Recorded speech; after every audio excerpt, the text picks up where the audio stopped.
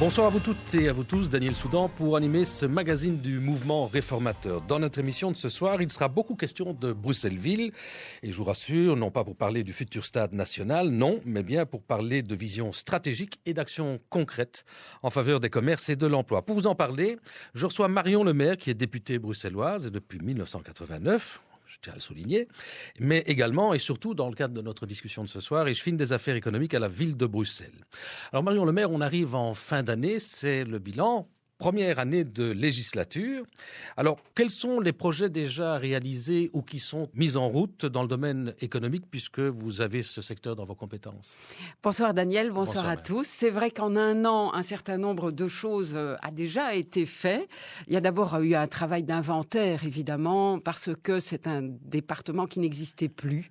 La préoccupation économique a été vraiment quantité négligeable, je dirais, pendant les 12 dernières années, et en particulier, notamment dans sa dimension commerciale. Et donc, il a fallu d'abord rétablir une administration, reconstituer des budgets, parce que les compétences s'étaient quand même fait fortement phagocyter, voire oublier, et puis retracer une vision stratégique. Donc, d'abord, dans le domaine du commerce, bien sûr, cela a passé par la redynamisation des marchés. Donc, il y a toute une étude qui est faite pour voir si les marchés correspondent bien à l'attente des riverains, des citoyens, du chaland, et puis la redynamisation des noyaux commerciaux aussi, parce que il y a parfois une lassitude qui s'installe dans le chef des présidents d'associations, d'autant que cela va de pair avec la réforme d'Atrium. Atrium étant l'agence régionale du commerce, et qui avait développé des antennes dans les quartiers, mais qui pour l'instant supprime ces antennes au profit, disons, d'une vision plus zonale. Je n'ai rien contre cette approche régionale, mais elle doit s'accompagner d'un ancrage communal. Et donc tout mon travail consiste en ce moment à redynamiser les noyaux commerciaux, à mettre en place une structure du commerce au niveau communal qui soit vraiment l'accompagnateur, le facilitateur aussi. Cela va des illuminations comme cela va d'une grosse implantation, par exemple, dans le domaine du retail en centre-ville. Et donc là, vraiment, l'échevin doit être à côté du milieu économique, avec lui, que ce soit les entreprises et les commerçants, bien sûr. Alors, on parlait justement, parce que bon, le territoire de Bruxelles-Ville est quand même très étendu. Ça va de Aaren à Neder-Overembeek. 32 km². Voilà. Oui, mais il y a quand même, je dirais, ce qui est une image symbolique au niveau commercial de la ville de Bruxelles, c'est la rue Neuve. Dieu sait que je fais partie de ceux qui la fréquentent. Il y a des moments quand je suis dans la rue Neuve, Marion Lemaire, je me dis, mais qu'est-ce que c'est sale, dégueulasse. Ben oui, c'est très triste dans une rue commerçante où il faut regarder ses pieds pour ne pas se prendre les talons dans les trous du revêtement plutôt que les vitrines. Donc tout l'enjeu, et avec mon collègue à l'urbanisme Geoffroy Commence, nous avons désigné un bureau qui a développé une vision du développement urbanistique de cette rue. Mais ce qui est important, encore une fois, et ce qui n'a pas été fait par le passé, c'est de développer des projets d'aménagement en concertation étroite avec les commerçants eux-mêmes. Parce que les commerçants savent ce qui est bon aussi pour leur commerce. Même si parfois, et là, l'autorité publique est là, il faut bien sûr dégager l'intérêt général. Et pas uniquement l'intérêt boutique par boutique. Mais l'intérêt général profite toujours à l'intérêt particulier quand il est bien pensé, en particulier dans le domaine commercial. Et donc là, la vision que nous avons eue sur la rue Neuve, c'est d'en faire un quartier commerçant, c'est-à-dire de développer y compris les artères latérales, pour ne pas tout concentrer sur la rue Neuve, pour qu'il y ait du délestage aussi en matière de stationnement, d'accès, parking, etc. Et aussi réintroduire du logement.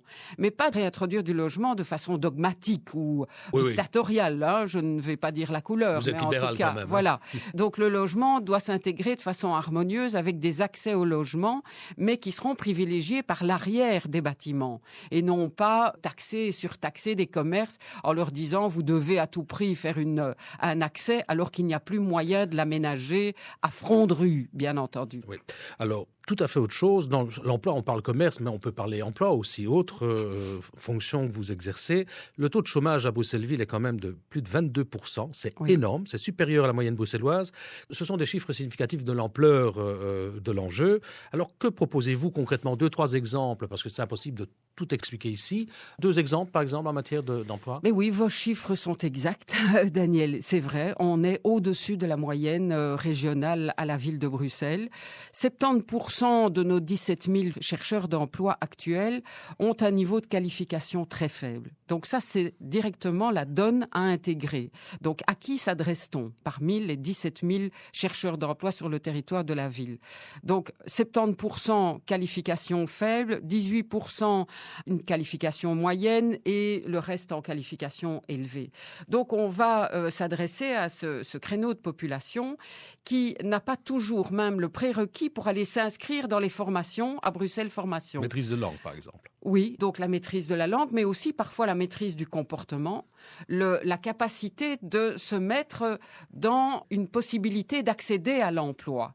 Et donc c'est du comportement, c'est rédiger un CV. Donc nous assumons des formations via la mission locale, mais nous assumons aussi via nos PTP. On a une 40aine de PTP. Nous allons les installer dans un local près du canal et leur assurer une formation, par exemple, de clarkiste ou des formations dans le domaine de la construction, parce que la Fédération de la construction est en attente aussi de personnel qualifié. Alors un bus pour l'emploi aussi. Un bus pour l'emploi répond aussi à cette donnée. Il faut aller chercher les chômeurs, les chercheurs d'emploi là où ils se trouvent, parce que souvent, ils ne font plus la démarche d'aller pousser la porte de la maison de l'emploi. Et donc, le bus emploi, qui va être customisé, comme on dit, aménagé avec des écrans ordinateurs, avec une liaison Wi-Fi pour être en relais avec Actiris, parce que, bien sûr, nous avons des partenaires régionaux, on ne sait pas tout faire tout seul à la ville de Bruxelles. Nous allons aller dans les quartiers, là où se trouvent les poches de chômage, et aller chercher les jeunes, là aussi où ils se trouvent, c'est-à-dire dans les stades de sport, aussi dans les maisons de jeunes, dans les cercles de sportifs, de foot, de mini-foot et autres, et les arrimer à la démarche de rechercher un emploi. Je vous remercie Marion Lemaire. Je rappelle que vous êtes échevine à la ville de Bruxelles et députée régionale. Notre prochain rendez-vous en radio est fixé au 18 décembre, même heure, même chaîne. Et en télévision, c'est ce dimanche à 9h50 sur la Une Télé. Aussi à vous signaler que nous avons un congrès sur la fiscalité le 15 décembre à Louvain-la-Neuve. Excellente soirée à l'écoute de la première.